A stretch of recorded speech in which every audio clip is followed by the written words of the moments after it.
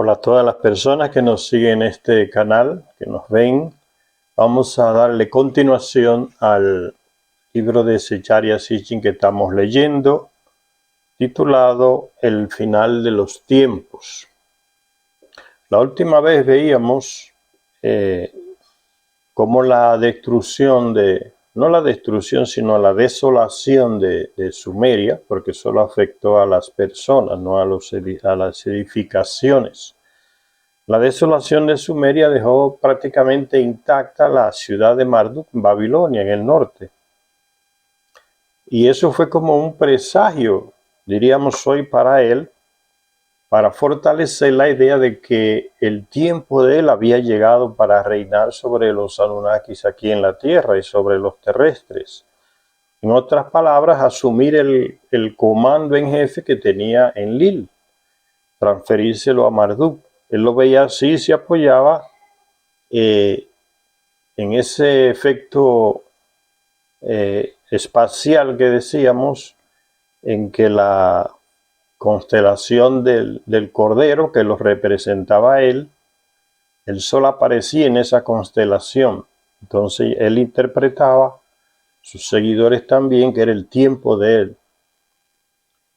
Y con esa desolación de Babilonia, de Sumeria,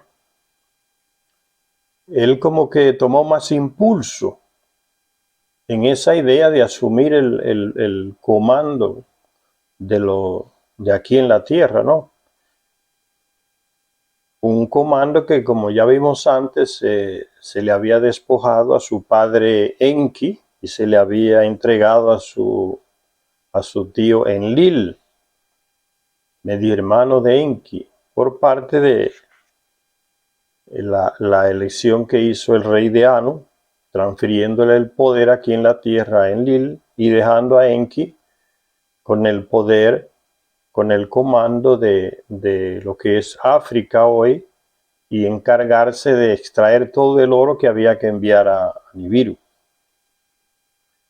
Y veíamos también que Babilonia al principio, cuando él llegó, construyó una torre de lanzamiento que fue destruida por la gente de Enlil para impedirle construir esa torre de lanzamiento de naves desde la tierra a Nibiru y que pudieran venir de Nibiru a la tierra también ahí en Babilonia. Se iba a desplazar el espacio puerto que estaba en el Sinaí.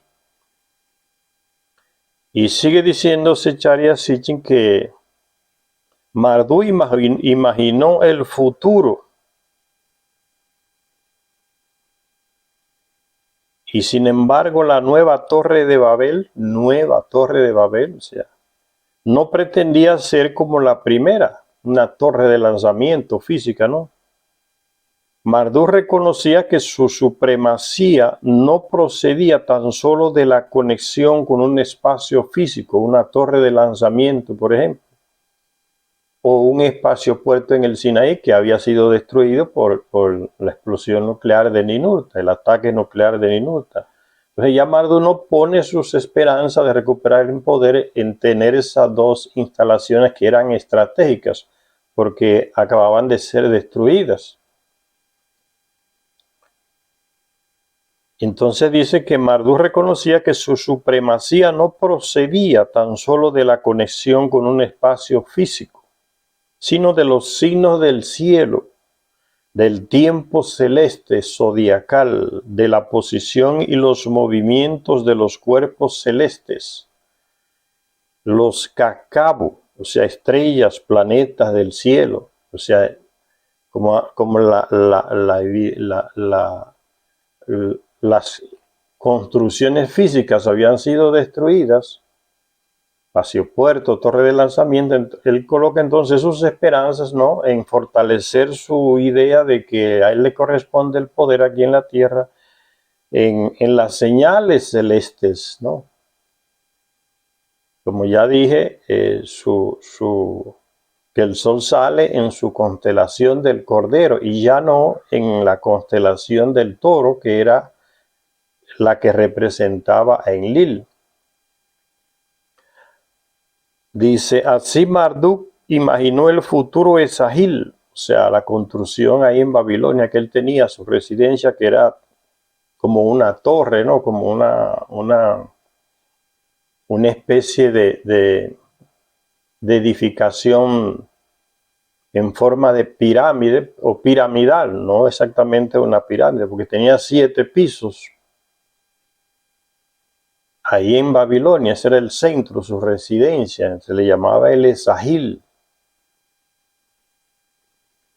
Entonces Marduk imaginó el futuro Esagil como un verdadero observatorio astronómico, y de hecho el Esagil y varias de esas residencias de los Anunnaki ahí en Sumeria, en la parte más alta del edificio, tenían un espacio que se utilizaban los servidores del Anunnaki que vivía en esa residencia para observar el cielo, un observatorio astronómico, diríamos hoy.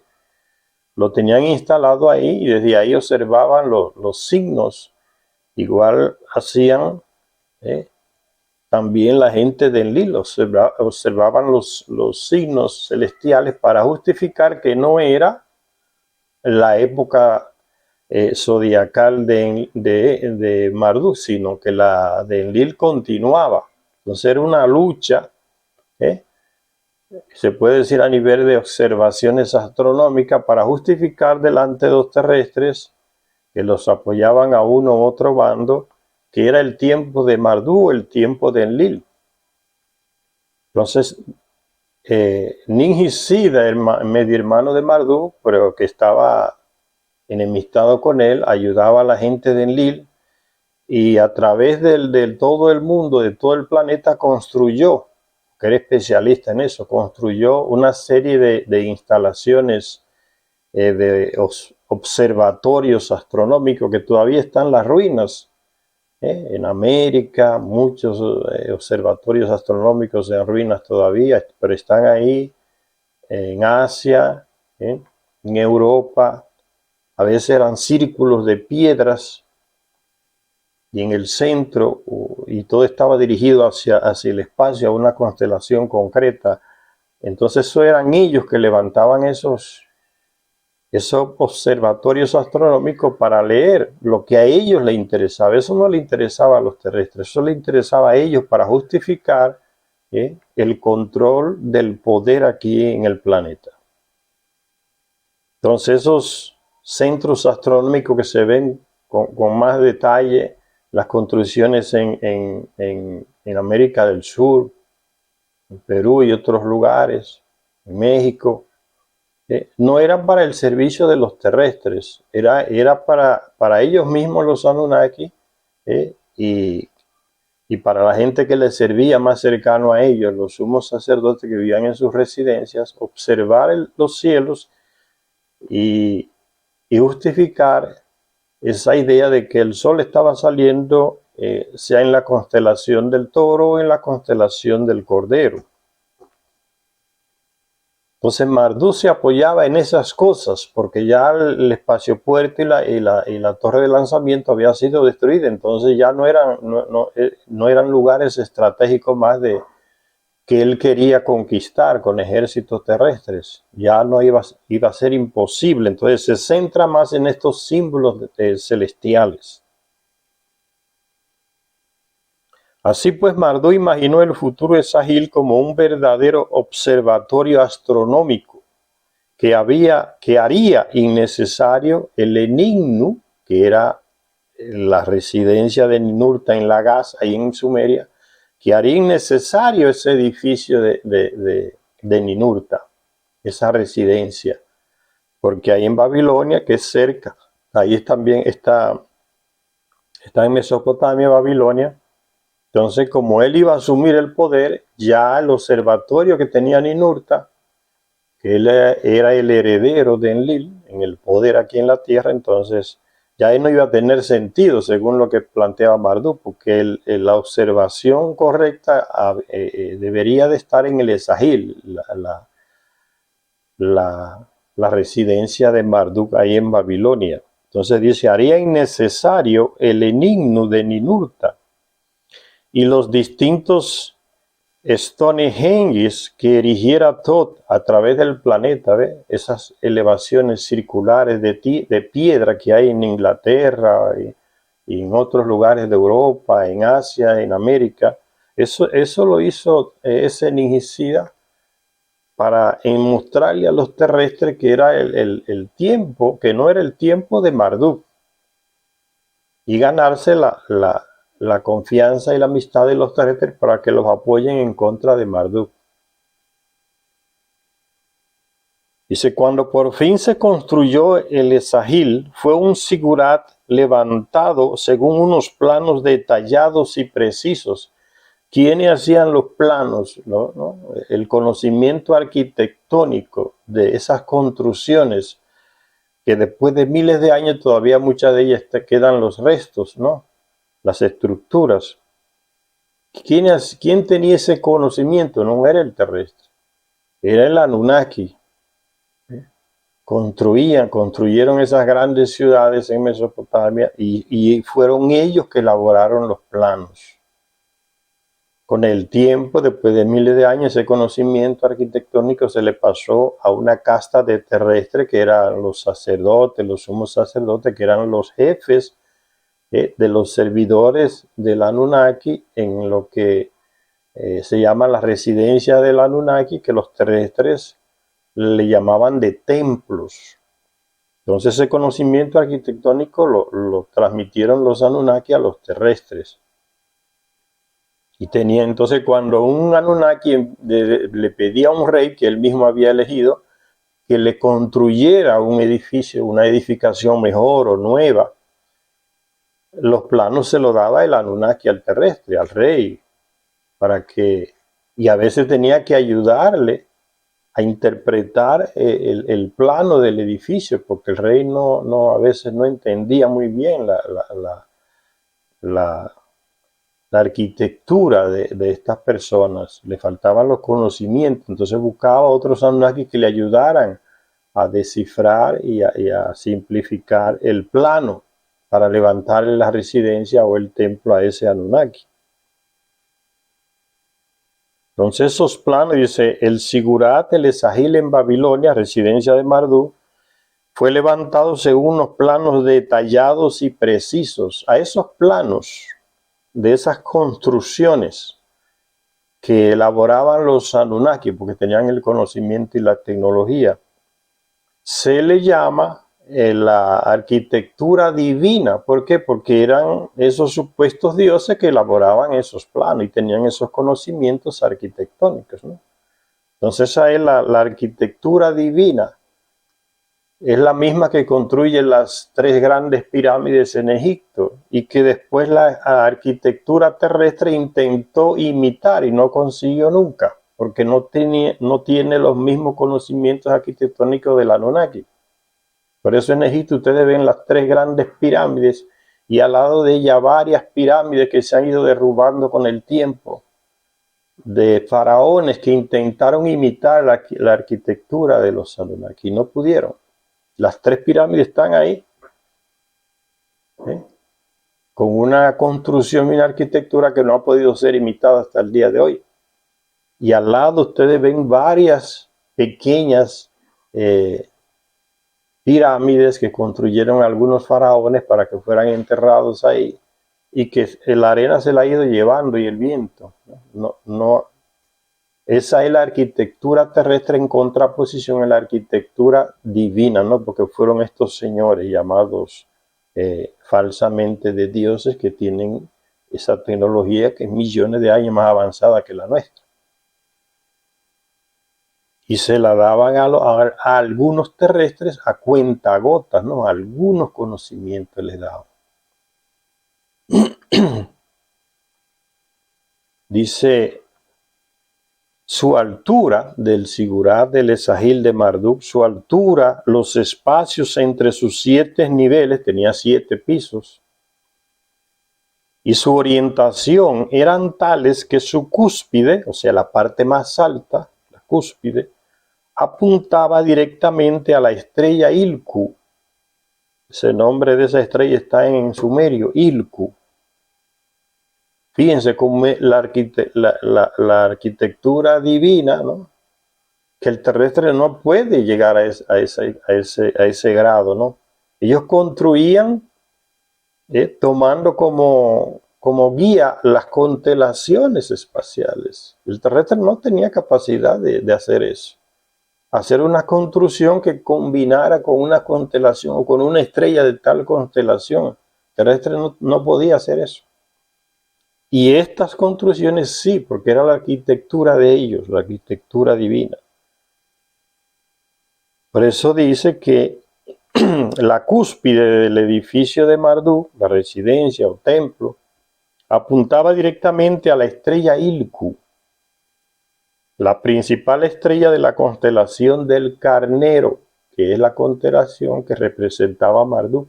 Entonces su residencia apunta a la estrella principal de esa constelación, que en sumerio a esa estrella se le llama Ilku. Y eso fue en torno a 1960 años antes de Cristo, que se construyó ese Sahil ahí en Babilonia, el edificio de la residencia de Marduk. El apocalipsis nuclear, o sea, ese ataque nuclear que barrió, o sea, aniquiló casi prácticamente todas las poblaciones de Sumeria, que las edificaciones siguieron, porque, como les dije, lo que eliminó fue a la población, a los seres vivientes, sea en el agua, sea en la tierra, en el aire, pero no iba la nube tóxica que llegó no iba destruyendo edificios, y era matando personas porque era una nube tóxica. Por eso se le llama en las narraciones babilónicas y mesopotámicas, se le llamaba el viento maligno, ¿no? La tormenta envenenada.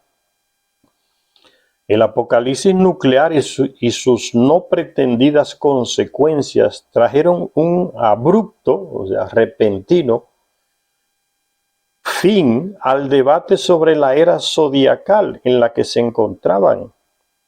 El tiempo celeste era ahora el tiempo de Marduk. Ese debate que había, ¿no? Unos construían observatorios por todas partes del planeta para justificar que era el tiempo del toro todavía, o sea que Marduk Enlil debía de seguir reinando, y los de Marduk diciendo que no, que ya era el tiempo de la constelación el sol salía en la constelación del Cordero. Esa discusión ideológica en base a la observación astronómica, después de ese cataclismo nuclear, se apagó.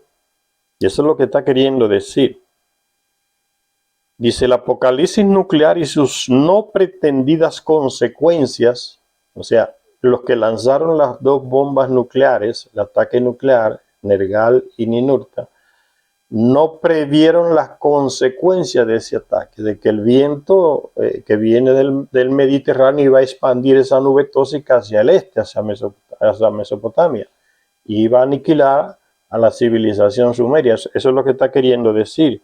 Dice, el apocalipsis nuclear y sus no pretendidas consecuencias trajeron un abrupto fin al debate sobre la era zodiacal en la que se encontraban. Y el tiempo celeste era ahora el tiempo de Marduk. Se salvó Babilonia, eso es señal de que el tiempo ahora es de Marduk. Todas las otras ciudades fueron aniquiladas por la nube maligna y se salvó Marduk. Eso lo tomó Marduk y sus seguidores como una señal de que era el tiempo de él. Porque ¿quién fue que perdió más en ese ataque? Pues la gente de Enlil. Mesopotamia era el territorio de Enlil y quedó aniquilado con los ataques nucleares.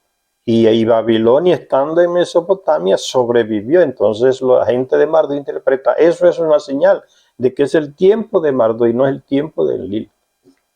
Ya acabó tiempo del león, del toro, constelación del toro.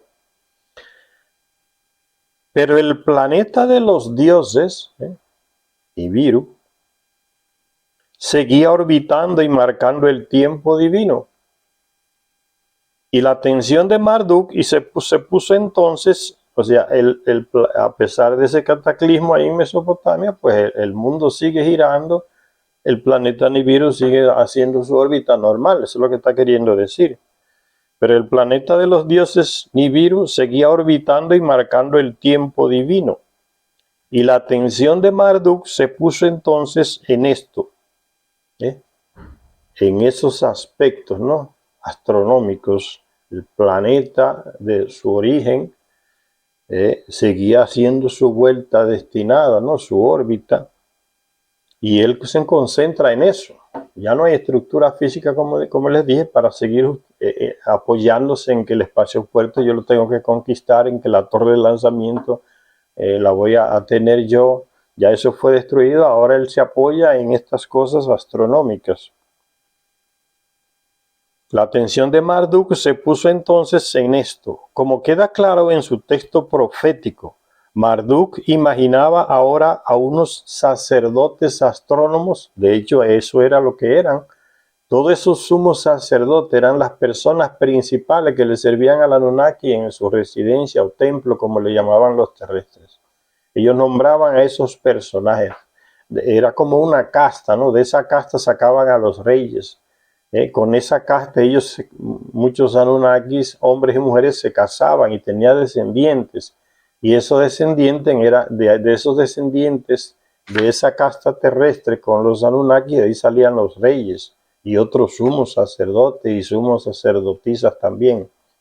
De las castas que tenemos hoy, las clases sociales altas, son ellos que inventan esa desgracia que le ha hecho tanto daño al planeta, ¿no? Los de arriba que oprimen a los de abajo. Ellos trajeron ese esquema social aquí al planeta. Marduk imaginaba ahora a unos sacerdotes astrónomos que exploraban los cielos desde las distintas alturas de su sigurat, de su residencia ahí en Babilonia, buscando el planeta legítimo del Esagil. O sea, el Esagil era la estructura, el edificio, el sigurat, ahí en Babilonia, de Marduk. Entonces él formó ese grupo de sumos sacerdotes y le transmitió conocimientos astronómicos para que supieran descubrir en el espacio dónde estaba en tal o cual momento el planeta Nibiru, cuando entraba en el sistema solar, ¿no? Después que salía del sistema solar ya no había manera de saber dónde estaba ubicado, porque se iba al espacio profundo, o se va, porque sigue igual esa órbita, al espacio profundo, a otras constelaciones, donde estaba girando antes en su estrella muerta. Entonces ya esa parte no es suficiente para desde aquí de la Tierra observar. Lo que se observa es cuando él entra en el sistema solar, y ya se puede descifrar por esa matemática astronómica que los Anunnaki le enseñan a los terrestres, en dónde está en tal o cual momento el planeta Nibiru. Sacerdotes astrónomos que exploraban los cielos desde las distintas alturas de su sigurat, buscando el planeta legítimo del Esagil. Se va a dar algo interesante con ese cambio de estrategia de Marduk para fundamentar su reclamo del poder. Ya no en lugares físicos aquí en la Tierra, sino en lugares en el espacio. Van a ver a continuación. Dice un texto antiguo que llama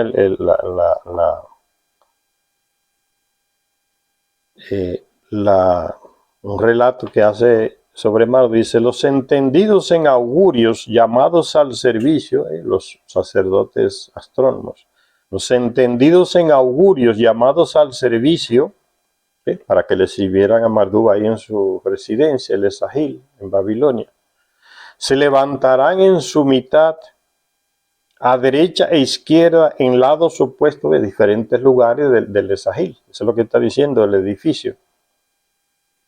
A derecha e izquierda, en lados opuestos, formarán por separado. El rey se les acercará entonces, el legítimo cascabu del Esagil, o sea, los planetas, las estrellas, la ubicación. Eso es el cascabu. Sobre el país, o sea, Mesopotamia, el rey observará. Había nacido una religión estelar, dice Zecharia Sitchin, con este nuevo enfoque de Marduk y sus seguidores que él adiestró, los sumos sacerdotes. Había nacido, dice, una religión estelar. En otros vídeos le dije cuál es el origen de las religiones, de las grandes religiones que tenemos. El origen de las religiones es un origen en base primero al engaño de los Anunnaki con relación al terrestre. Segundo, en base a una ingenuidad y a una ignorancia del terrestre con relación a las palabras del Anunnaki. Esos son los fundamentos antropológicos de las religiones, de las grandes religiones. El engaño, por un lado, y la ignorancia, por otra. Hasta el día de hoy es así. Si hay un libro manipulado para que diga mentiras, esas mentiras que las religiones quieren, es la Biblia. No hay libro en el mundo más manipulado que esos textos del Antiguo Testamento y del Nuevo también, manipulados hasta el extremo para que digan lo que esa religión quiere transmitir. O sea, las bases siguen siendo las mismas. Marduk comenzó prometiéndole a los terrestres la eternidad y él no la tenía, pero los engañó diciéndoles que la vida larga que tienen los Anunnaki es el ciclo de vida distinto, porque vienen de un planeta donde el ciclo de vida es larguísimo. Lo que para nosotros aquí en la Tierra son 3.600 años, que han pasado ya varias generaciones de terrestres, para ellos es un año de vida, porque el ciclo de vida de ellos está ligado a la órbita de su planeta, igual que el de nosotros está ligado a la órbita de nuestro planeta. Por eso cada 80 vueltas que el planeta Tierra da alrededor del Sol son 80 años en nuestra vida y estamos ya viejitos. Y ellos igual, su ciclo de vida está ligado a su planeta, que cada 3.600 años da la vuelta alrededor de nuestro Sol. Entonces es un año en la vida de ellos, pero aquí en la Tierra son 3.600 años, por eso viven tanto aquí. Y los descendientes de ellos más cercanos también. Ese era el engaño que el terrestre se dejó meter en la cabeza, que ellos eran eternos, porque diciéndole esa mentira, el terrestre era dominado mejor ideológicamente. Les puedo dar la eternidad como la tenemos nosotros. Después de miles de años que pasan generaciones y generaciones de terrestres, el terrestre descubre que ellos mueren. Entonces esas religiones y esas bases falsas que tenían se van acabando y hasta que desaparecieron. Igual va a pasar con las que hoy. El terrestre va a ir avanzando a nivel de conocimientos científicos y los planteamientos mentirosos de las religiones van a ir desapareciendo igual que como estas, que eran más poderosas que las que tenemos hoy. Porque el terrestre va avanzando en conocimiento, va superando esa etapa de ese engaño religioso. La ciencia va avanzando, la razón del ser humano va avanzando, revelándole cosas nuevas. Los mismos terrestres vieron como ese señor que fue uno de los que fundó que se nombró Dios él mismo, junto con otra Anunnaki llamada Inanna, que se nombró diosa. Él, como ya le dije, presentó como justificación a que era un Dios, a que podía darle la eternidad que él quisiera. Y era simplemente el ciclo de vida de él. A cualquier terrestre con alguna preparación, con algún tipo de alimento que alteraba la genética del terrestre. Pero al tiempo morían. Y la otra igual le prometió la resurrección a la gente, Inanna. Nada de eso era verdad, y el terrestre lo comprobó a través del tiempo, de miles de años, que vio como Marduk moría en Babilonia ya viejo, cansado, cuando Alejandro Magno, el conquistador griego, llega a Mesopotamia con su ejército, entra en el templo de Marduk, que todavía estaba levantado, el Esagil, y los sacerdotes le dicen: está muerto. el ataúd de él está en tal lugar, pero no entres, es peligroso. El hombre parece que entró, según las leyendas de Alexander, unos textos antiguos, y se contaminó con radiación. Y murió joven, a los 30 y algo de años, Alejandro Magno, y era hijo de Marduk. Entonces el terrestre ve, los dioses mueren, muchos de ellos murieron en batalla, fueron heridos, y el terrestre veía. Entonces no son los que dicen que eran. Ellos también mueren igual que nosotros. Nacen, crecen, se reproducen y mueren como nosotros. ¿Sí? Cuando el terrestre descubre la realidad, descubre el engaño de las religiones, entonces esa etapa pasa y el terrestre continúa. No hay ningún desastre porque se acabó la religión y que no va a haber tal o cual Dios. Eso no influenció prácticamente nada. El terrestre continuó su vida de civilizatoria, de crecimiento. Igual va a pasar con estas religiones. Otras han desaparecido y no ha pasado nada. Simplemente desaparecieron. No ocurrió ningún cataclismo. Y se dice Zecharia Sitchin que con estas observaciones de por dónde está el planeta, había nacido una religión estelar. El dios Marduk se había convertido en una estrella. Una estrella. Nosotros lo llamamos planeta, porque es referente a Nibiru. Nibiru se había convertido en Marduk. La religión se convertiría en astronomía y la astronomía se convertiría en astrología. Marduk instruyó a sus seguidores, a sus sumos sacerdotes, para que implantaran esa idea entre el pueblo, entre el terrestre, de que él representaba al planeta del mismo, a Nibiru. Ahí, eso es lo que le iba a decir, ¿no? Es la primera manipulación de textos que se conoce en esta civilización de nosotros.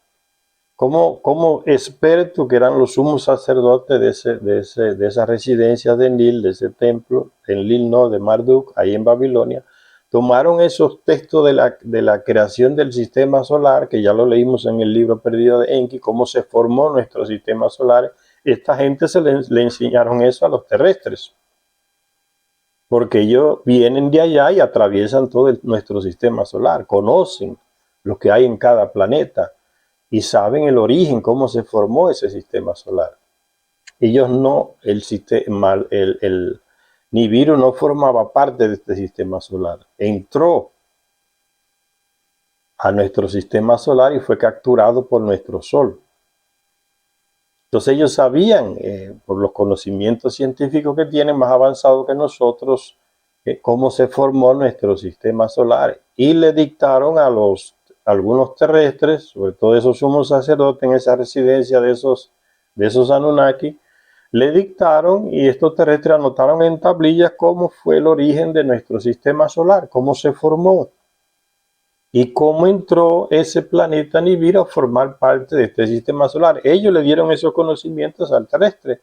Y todos esos textos Zecharia Sitchin los descubrió en tablillas, en algunos museos de Europa estaban enterradas ahí en los museos, que nadie las leía ni las traducía, porque no sabían a veces.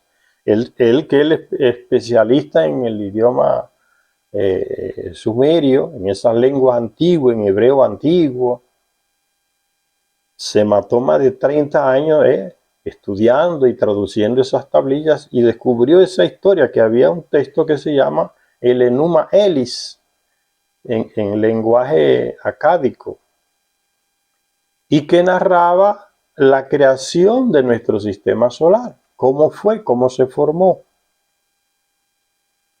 Esos fueron los sumerios que escribieron eso en esas tablillas. Esa leyenda entonces estaba ahí, desde que los Anunnakis crearon al terrestre y le transmitieron esos conocimientos, cómo fue formado este sistema solar. Esos textos lo toman ahora miles de años los sacerdotes seguidores de Marduk y lo manipulan. ¿Para qué? Para atribuirle a Marduk cosas que le correspondían en el texto original antiguo, cosas que corresponden al planeta Nibiru. Se lo atribuyen ahora a Marduk. Entonces por eso se dice, Marduk se convierte en Nibiru y Nibiru se convierte en Marduk. En esa leyenda que inventan los sumos sacerdotes en Babilonia para transmitirle a los terrestres y ganarle la cabeza a los terrestres. Ahora Marduk es el planeta. Y el planeta es Marduk. Nibiru es Marduk y Marduk es Nibiru. Entonces lo colocan a él ya como ven la manipulación del texto antiguo, y eso sucede hasta el día de hoy. Muchos escritores manipulan los textos antiguos, los hechos antiguos, porque tienen el control de los textos, del dinero para escribir libros, y entonces escriben la historia que le da la gana. No hay usted está en la escuela, aquí en la universidad, y usted no encuentra un libro escrito por un indígena o descendiente de esos primeros indígenas que estaban en nuestro continente cuando llegaron los europeos.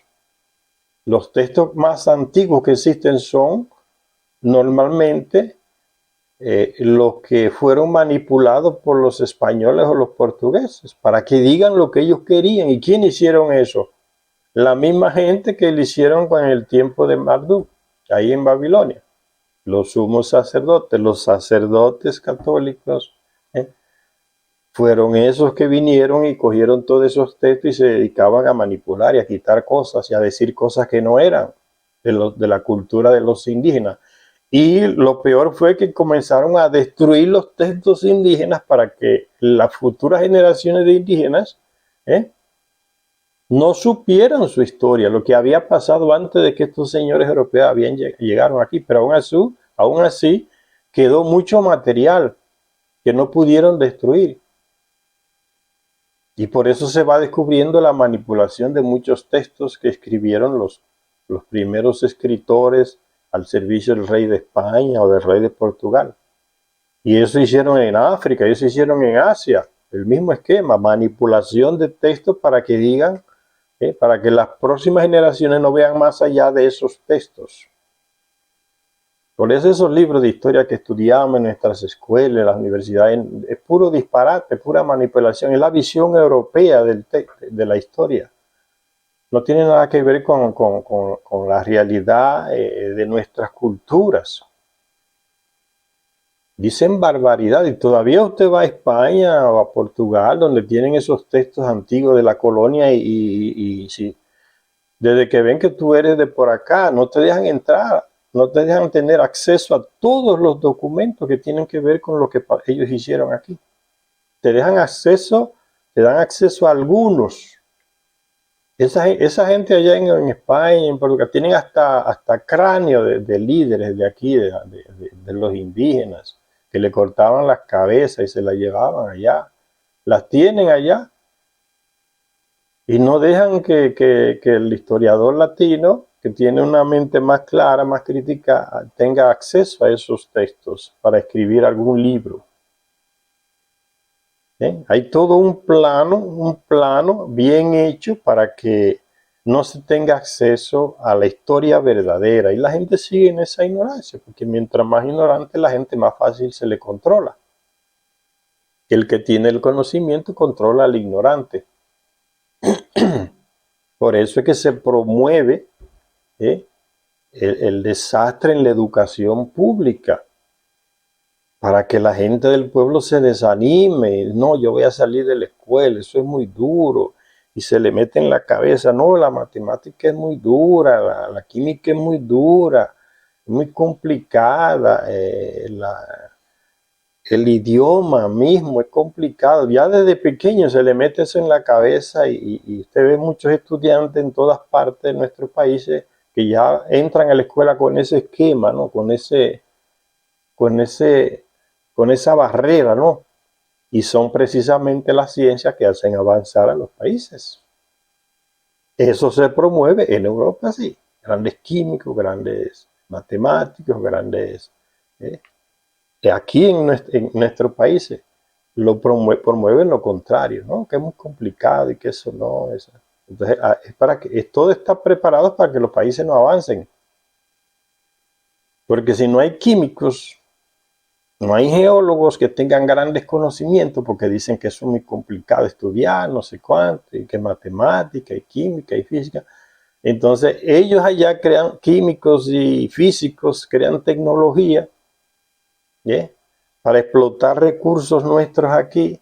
Y como aquí no tenemos ese tipo de gente formada, entonces ellos nos venden esa tecnología y, y se llevan esos recursos naturales nuestros para procesarlos allá donde ellos tienen la tecnología y no comparten esa tecnología con nosotros. Y cuando aparece un especialista aquí entre nuestros países que estudia química, matemática, es un genio, física, astronomía, inmediatamente le ofrecen una dinerama y se lo llevan.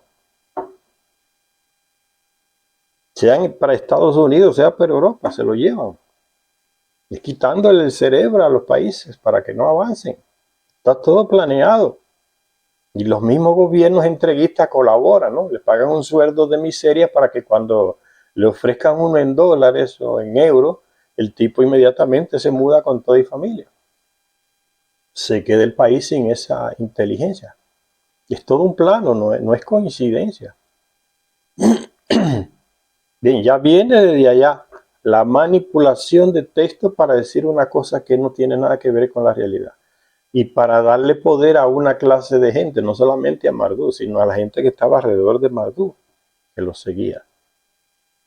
Entonces comienza esa manipulación de ese texto antiguo de la creación del sistema solar nuestro, el papel que hizo Nibiru y el planeta, cómo entró,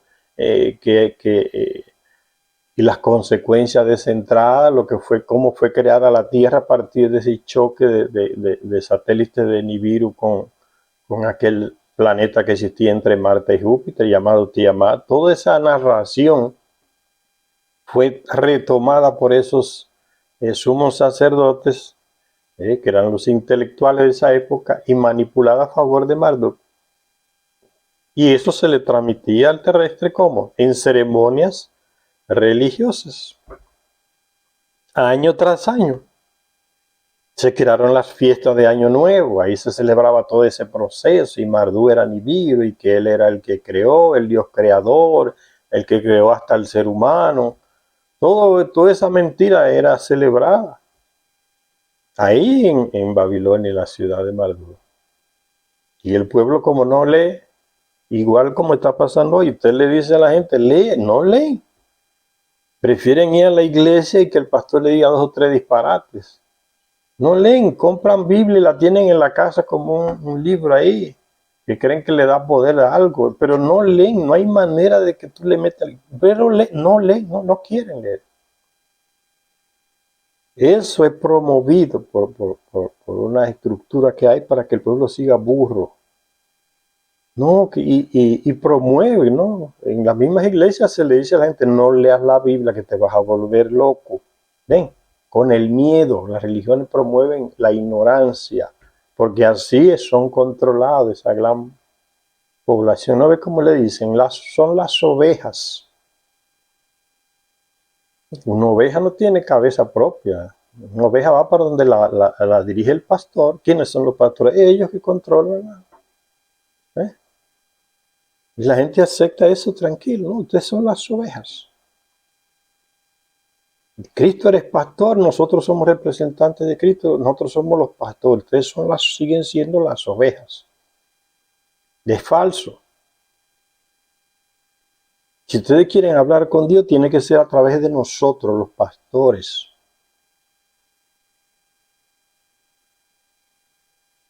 Porque Cristo era el pastor, falso. Mismo Cristo dice, si usted quiere hablar con su Dios, tránquese en su cuarto y hable con él, que le dé la gana. Solo usted y él saben lo que hablaron. ¿Y qué le dicen los pastores? No, usted tiene que ir a la iglesia, a la misa, al culto. Y a través de nosotros, el Señor Dios le puede conceder un favor, una ayuda, una cura. ¿Ves? Todo está manipulado. El tipo Es un Dios tan raquítico que no tiene capacidad ya ni siquiera de hablar en su cuarto con usted. Hay que ir allá al templo, ¿no? Es la misma ideología que mantenían los judíos con el templo en Jerusalén en el tiempo de Jesús.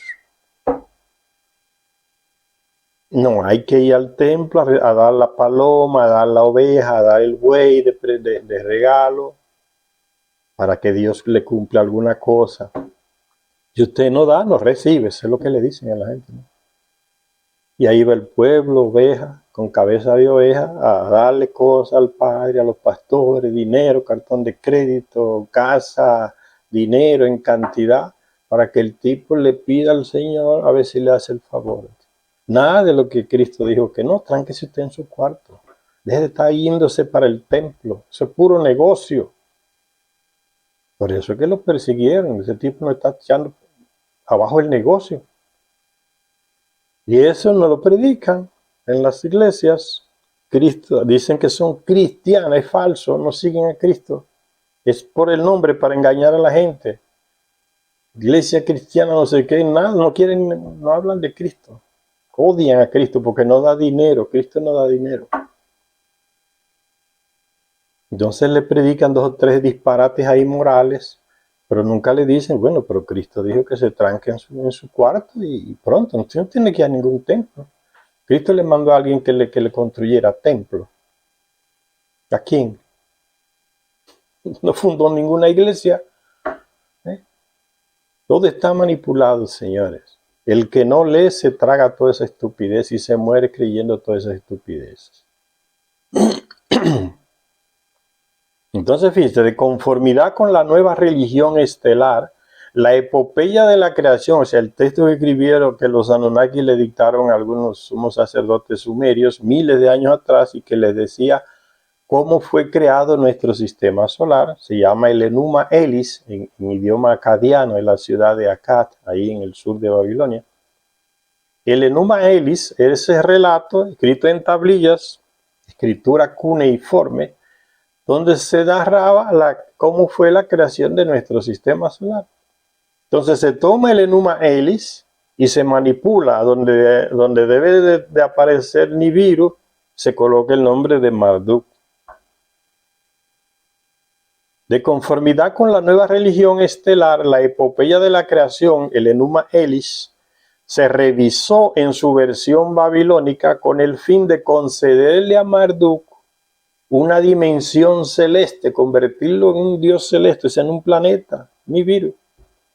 Un tipo que murió como cualquier normal aquí en la tierra, de viejo, ahí en Babilonia. ¿Ves?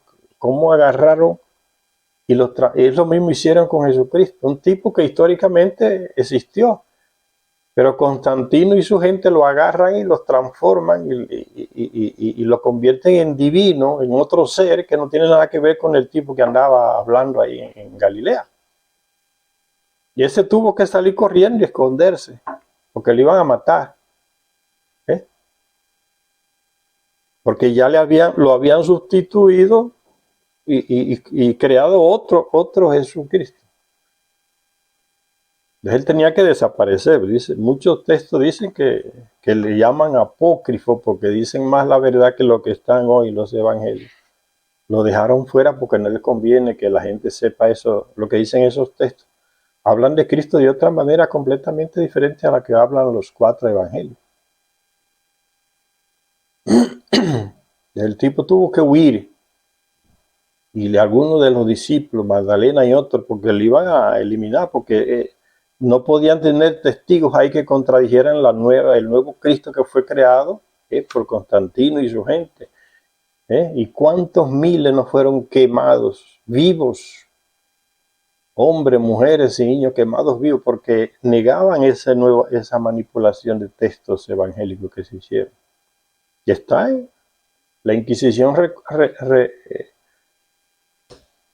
recogió oficialmente más de 1.200 quemadas vivos, hombres, mujeres y niños ancianos, por cuestión de fe, que no creían en lo que esta gente le impusieron. Entonces ese texto antiguo, el Enuma Elis, se revisó en su versión babilónica, significa se manipuló, con el fin de concederle a Marduk una dimensión celeste. Marduk no solo había llegado de Nibiru, como realmente era, él vino de Nibiru, nació en Nibiru. Marduk no solo había llegado de Nibiru, Marduk era Nibiru ahora. Escrito en babilónico, un dialecto del acadio, la lengua madre semita, la epopeya de la creación, como se llamaba ese texto antiguo, equiparaba a Marduk con Nibiru. Entonces crea otra nueva epopeya de la creación donde Nibiru ahora es Marduk. ¿Ve? Marduk se equiparaba a Marduk con Nibiru, el planeta natal de los Anunnaki, y le daba el nombre de Marduk a la gran estrella o planeta, o sea, Nibiru, que había llegado del espacio profundo para vengar a Ea, que era el padre de Marduk, para vengar a Lea celeste y a Lea de la tierra. Recuérdense que Marduk le reclamaba a su padre que él se dejó engañar por su padre Anu y por su medio hermano Enlil. Por eso le dejaron lo enviaron para África. Encárgate del oro. Y le quitaron el poder del comando aquí en la tierra y se lo dieron a Enlil. Entonces, ese nuevo texto manipulado por esos sumos sacerdotes de Marduk coloca a Marduk como ese que viene del espacio porque nació en un planeta fuera de la Tierra, no viene del espacio, como viene Nibiru del espacio también y entra aquí en el sistema solar y lo convierte como el vengador. Que en la epopeya se dice que el planeta Nibiru es el vengador de todos los otros planetas que iban a enfrentar al planeta Tiamat, que los quería devorar, ¿no? En esa imagen que usa esa narración antigua del Enuma Elis, cómo se creó nuestro sistema solar. Entonces todos se lo aplican a él como que es el vengador, el que va a crear, el que va a restablecer todo. La epopeya de la creación equiparaba a Marduk con Nibiru, el planeta natal de los Anunnaki, y le daba el nombre de Marduk a la gran estrella planeta que había llegado del espacio profundo para vengar al Ea celeste y al Ea de la tierra. De este modo, Marduk se convertía en el Señor, un título que se le da al Dios del Antiguo Testamento, el Señor, tanto en el cielo como en la tierra. Pero ese título también se lo daban los terrestres a los Anunnaki. Vivían juntos en ciudades de terrestres y Anunnakis. Y el terrestre los veía como una clase superior y le decía a los justos, le decía a los señores. Incluso Abraham, cuando se encuentra con aquellos tres Anunnaki que llegan a donde él está sentado ahí en la entrada de su tienda, él le dice señores, mis señores, porque él y su padre le servían a uno de ellos ahí en Babilonia. Mis señores, los señores, ¿no? Ellos inventaron ese negocio de los puros. O sea, una raza superior a nivel tecnológico de conocimiento. El terrestre reconoce que él, delante de esa gente, prácticamente no es nada. Y sabe que ellos fueron que crearon al terrestre. El terrestre lo sabía en esa época. Porque a Enki no le decían tanto Dios los terrestres. Ahí en Babilonia le decían el padre Enki, le decían. Porque el terrestre sabía que fue él que creó al terrestre, él y su hermana Nimar. Entonces a Enki se le decía Padre Enki, no se decía Dios Enki. Padre Enki. Esa idea se quedó por miles y miles de años en la mente del terrestre, el Padre Enki. Así se le llamaba. Lo que fueron miles de años después que Marduk, hijo de Enki, y Nanna, sobrina de Enki, también inventaron eso de que eran dioses, los dos. Pero Enki y los otros Anunnaki se rieron de esa idea, pero se quedaron tranquilos porque era para los terrestres, no era para ellos. Pero Enki normalmente, la gente de su ciudad ahí en Eridu, en el sur de Babilonia, le llamaba a Enki Padre Enki, no Dios Enki. Dios más se le decía a la gente de Enlil, ¿no? Dios de Enlil, Dios no sé qué antes.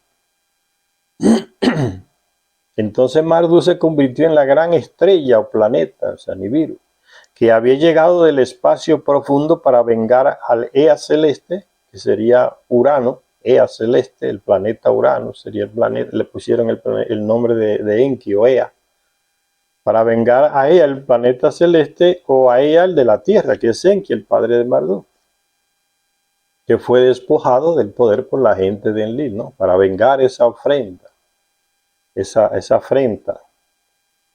De este modo Marduk se convertía en el Señor, tanto en el cielo como en la tierra, porque agarró el comando aquí en la tierra, sustituyó a Enlil después del cataclismo aquel nuclear. Entonces, se convertía Marduk en el Señor tanto en el cielo como en la tierra. Su destino en los cielos, su órbita, o destino significa la órbita del planeta, su destino era el más grande de todos los dioses celestes, porque la órbita de Nibiru abarca todas las órbitas de los planetas que están en nuestro sistema solar. Es una órbita grandísima, una órbita elíptica, alargada, que va y viene, no es redonda como la tienen los planetas del sistema solar, es redonda. La de Nibiru es elíptica y abarca todas esas redondas que están en nuestro sistema solar, por eso se llama, es el Señor de los cielos, ¿no? Es la órbita más grande de todos los planetas de nuestro sistema solar, el Señor de los cielos, el más grande. Era el más grande de todos los dioses celestes, o sea, los planetas. Y físicamente el planeta Nibiru es más grande que todos los planetas de nuestro sistema solar. El más grande de todos los dioses celestes, el resto de planetas. Y en paralelo con esto, el dios estaba destinado a ser el más grande de los dioses Anunnaki aquí en la Tierra. Toda esa ideología y manipulación de texto para darle fuerza, sustento a esa nueva religión que había nacido y meterle en la cabeza al terrestre, ¿no? Convencerlo de que Marduk era el grande, Marduk era el poder aquí en la tierra, sustituyó a Enlil. Es una lucha de poder que hay en el fondo de esa creación de esas religiones, ¿ven? Y sigue hasta el día de hoy. Las religiones buscan dinero y poder a través del control de la mente de la gente, dinero y poder. Son enfermos por tener bienes y dinero. Y ya a veces ni lo esconden. Pidiéndole hasta el cartón de crédito, le piden a la gente en esos cultos y en esas iglesias, ¿no? Que le entreguen todo. Y cogen a Dios de pantalla, ¿no? Para que la gente se asuste y cree que le está dando dinero a Dios o a la Virgen. No se lo queda el pastor, el padre. Se le envía una parte al Vaticano. La gente es muy ignorante en esas cosas, ¿no? A veces se preguntas idiotas porque no quiere leer. Pero la realidad es muy cruel de esas religiones. Entonces era como que el destino de Nibiru, que al entrar en nuestro sistema solar se convirtió, su destino, su órbita, se definió ya a través como la más grande de los planetas de nuestro sistema solar, así como que también el destino de Marduk estaba encaminado a ser el dueño, el comando de todos los Anunnaki aquí en la Tierra. ¿Ven? Se equipararon las dos cosas para darle justificación a Marduk y a su poder aquí en la Tierra. Fueron haciendo paralelos. Es lo mismo que sucedió en la Biblia. El mismo esquema, lo copiaron de esta gente antigua. Esta revisada o manipulada epopeya de la creación se leía en público en la cuarta noche de la festividad del Año Nuevo. ¿Ven cómo se inventaron fiestas del Año Nuevo, celebración de Marduk que llegaba y que viene y todo eso?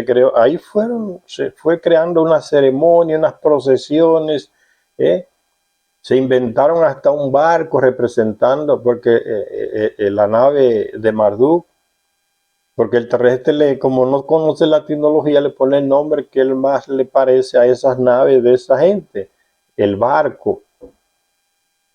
En varios textos egipcios aparecen esos dioses en barcos, pero eso que el terrestre le llama barcos son las naves espaciales de los Anunnaki.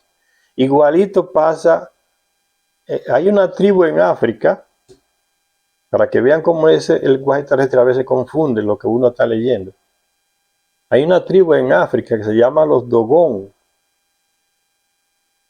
Hay que es en Mali, por ahí, país de África, en esos lugares por ahí, Mali. Y los Dogón son una tribu muy cerrada. Casi todos son analfabetos, pero ellos tienen una historia que los europeos le dan por llamarle leyenda, pero ellos no lo ven eso como leyenda, ellos ven eso como parte de su historia, los Dogón, que dicen que llegaron unos seres con forma de mitad hombre, mitad pez, sirenas, ¿no? Como se dice hoy, y que llegaron en un arca y descendieron en un lago que hay ahí cerca de donde está la aldea de los Dogón, por ahí. Descendieron y desde dentro de una arca grande salió otra arca más pequeña y se sumergió en el lago. Y que de tiempo en tiempo esas personas salían y le daban conocimientos a los Dogón astronómicos. Un francés, un español fueron por ahí a estudiar eso y descubrieron que los Dogón sabían lo que los científicos de hoy no habían descubierto. Que en Sirio hay más de 2 estrellas por ahí. ¿De dónde saca una tribu prácticamente a nivel salvaje conocimientos astronómicos tan lejanos de la constelación de Sirio? Y se descubrió que sí, estaban diciendo la verdad, y 2 estrellas y otra más, y la nombran. Y ellos dicen, esos conocimientos nos lo dieron estos señores que vinieron en el arca. Cuando un español llega y le muestra un ovni y una imagen de una sirena, se espantaron los Dogón, los más ancianos que controlan ese conocimiento de la tribu de los Dogón, dijeron, esa es el arca, el ovni. ¿Y ellos quiénes son? Son exactamente así, ¿ves? Una sirena, mitad pez, mitad hombre. Y le dijeron al español, si tú tienes esas imágenes, porque ellos te las dieron. La ignorancia también, porque no saben que eso uno lo consigue en internet. Imágenes de ovni que ya se ven. Pero ven como ellos le llaman arca a una nave espacial. Y no es lo mismo que le llama en la Biblia el terrestre, el arca de Noé, que no era arca, era un sumergible. Ven como el lenguaje humano a veces hace que uno se confunda con esos textos antiguos. El arca de Noé era un sumergible, porque en los textos antiguos, de donde fueron tomados esos relatos del diluvio que está en la Biblia, en los textos más antiguos, que son mesopotámicos y sumerios, más antiguos, se dice que que Enki le dijo a ese Noé de la Biblia, que era hijo de él con una terrestre, que en los textos mesopotámicos y acádicos tiene el nombre, otro nombre, se llama Siusudra, y era hijo de Enki con una terrestre, porque él hacía eso con muchas mujeres terrestres. Y él le dijo y le dio el plano, construye una nave que se dé vuelta. Que ya ese tipo de nave de sumergible lo usaba Enki para traer el oro desde África hasta aquí a Mesopotamia y enviarlo a Nibiru. Era insumergible, no eran en barquitos que venían en la superficie del mar. Y le dice el texto claramente, construye una embarcación que se dé vuelta cuando el golpe del diluvio que venía, esa ola desde el sur, inundó Mesopotamia, le dio el golpe a la nave y la nave dio vuelta, pero no se hundió. Era un sumergible guiado por un hijo de Enki que era especialista en navegación. Y no por Noé. Noé estaba ahí, acompañaba, pero el marinero de esa embarcación sumergible era un hijo de Enki. Y por tanto, medio hermano de Noé, aunque no lo sabía Noé tampoco. Entonces ven, el arca es una nave espacial, el carro es una nave espacial. Es cuando el terrestre no conoce la tecnología, le coloca un nombre según lo que él conoce, ¿no? Igual aquí en Latinoamérica, en América Central, cuando el terrestre ve a ese ninjicida, que se le llamaba así hijo de Enki, que en Egipto se le llamaba Tot o Tehuti, que vino aquí y se convirtió en la serpiente emplumada, que salcó la serpiente emplumada. ¿Por qué? Porque el terrestre ve la nave que se eleva y va dejando esa estela de humo que el viento la va desformando y parece una serpiente. Plumas no es porque tenga plumas, es porque ellos ven que vuela, que se eleva como un ave, que tiene plumas.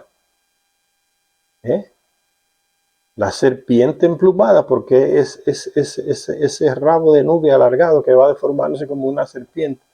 Ven, el terrestre le llama a lo que no conoce con la imagen que él tiene más cerca. Eso parece una serpiente que va volando, emplumada, ¿no? Porque va volando, no porque tenga plumas.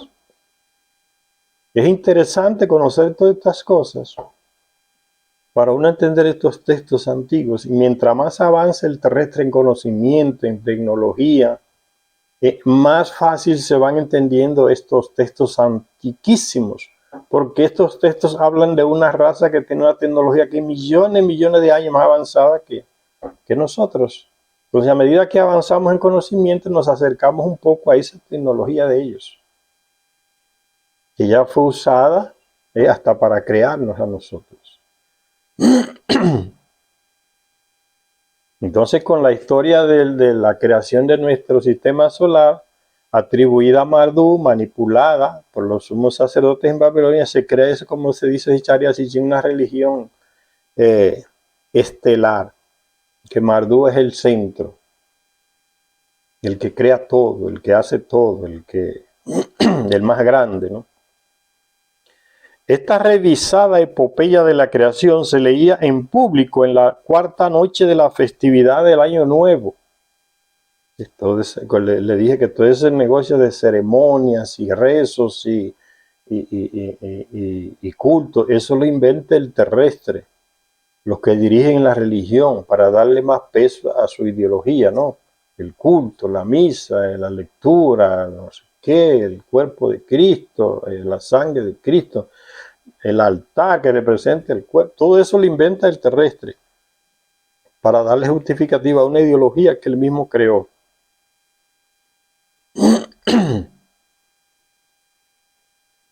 Esta revisada, o sea, manipulada epopeya de la creación se leía en público en la cuarta noche de la festividad del Año Nuevo.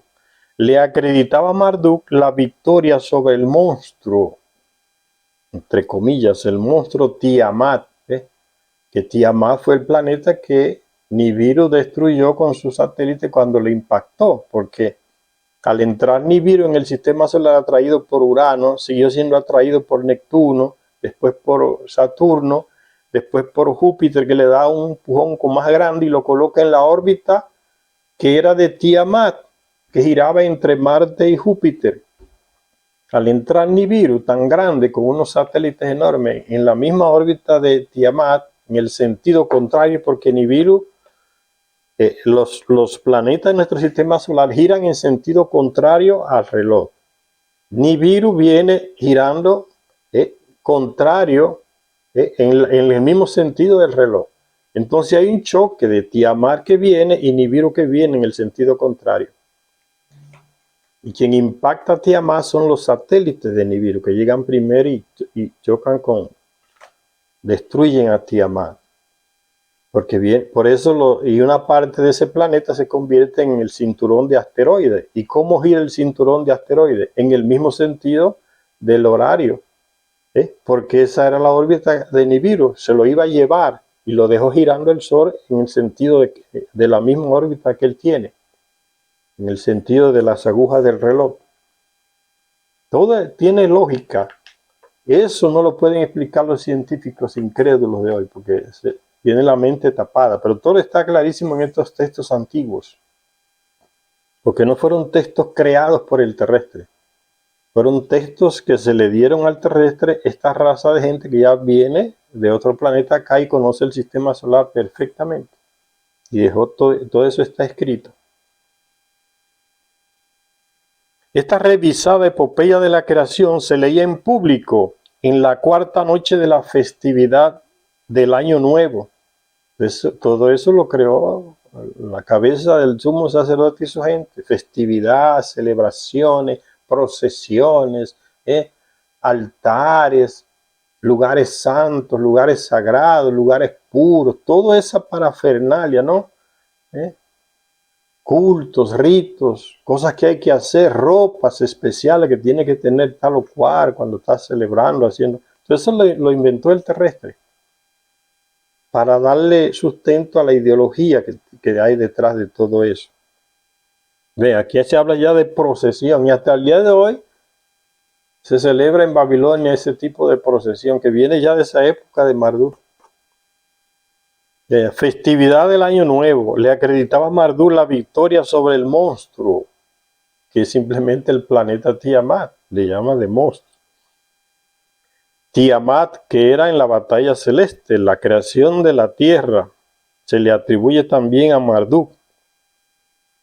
¿Por qué? Porque el planeta Nibiru, al impactar con Tiamat, la parte en dos pedazos, y le transmite su ADN, y una parte con una parte de Tiamat, donde había mucha agua y mucho, pero se forma el planeta Tierra. Entonces Marduk es el creador del planeta Tierra. Pero Marduk Nibiru, no ese Marduk que murió de viejo en Mesopotamia, ahí en Babilonia. Eso es la manipulación. Ven, los sacerdotes elaboran todo ese material escrito y le atribuyen a ese señor que murió de viejo ahí lo que debería ser lo que se le atribuye en el texto original al planeta Nibiru. Y lo personalizan todo eso. Dice, la creación de la tierra también se le atribuye a Marduk físico, al Marduk físico, ¿no?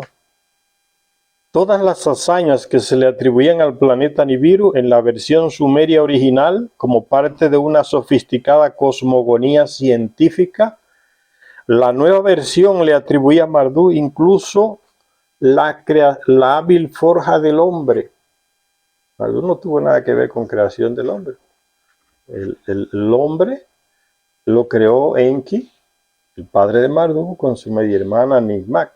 Le llamaron a ese ser nuevo que crearon en un laboratorio genético, le llamaron hombre, en su versión masculina y femenina. Pero el ser fue creado con el nombre de hombre en mayúscula.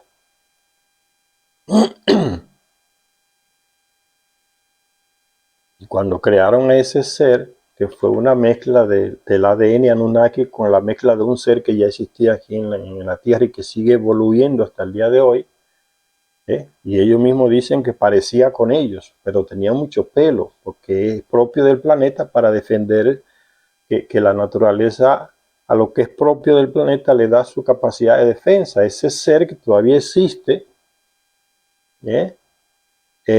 tiene pelos para protegerse del frío, porque no tiene la capacidad intelectual de crear abrigos y ropa para él. Entonces la naturaleza lo defiende y lo cubre y va evolucionando y llevará millones de años la evolución de ese ser.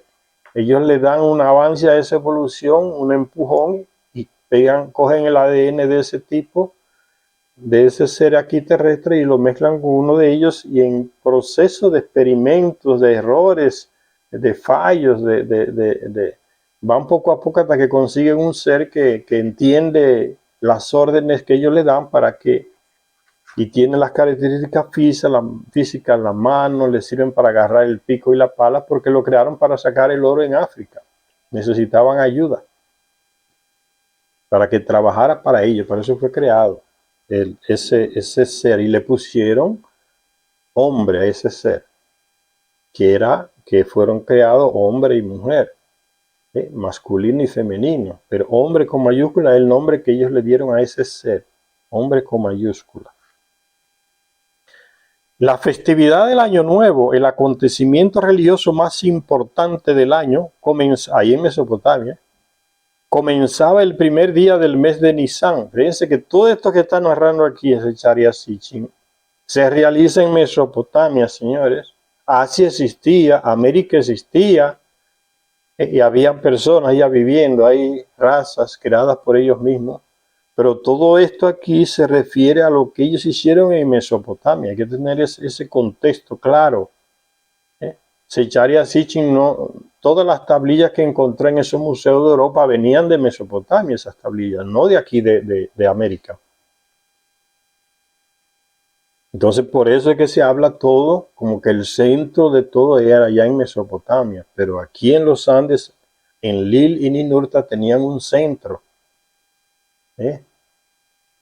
Donde se crearon razas distintas, donde se crearon mucha tecnología, razas negras y blancas e indígenas, ¿eh? Solo que el material escrito aquí en América está escondido.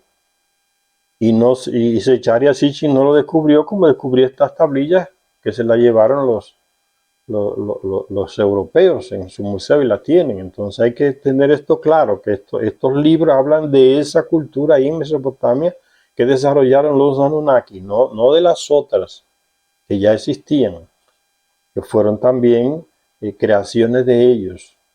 Ninurta y Enlil se vinieron a los Andes. De ahí surgieron muchas razas que se expandieron por el mundo, blancas y negras, indígenas. Esa es otra historia que no está contada en estos libros. Entonces esto de festividad era cosa que se celebraba ahí en Mesopotamia. Ni en Egipto se celebraba eso tampoco. En Egipto se hacía otra cosa. La festividad del Año Nuevo, el acontecimiento religioso más importante del año, comenzaba el primer día del mes de Nisan, coincidiendo con el equinoccio de primavera.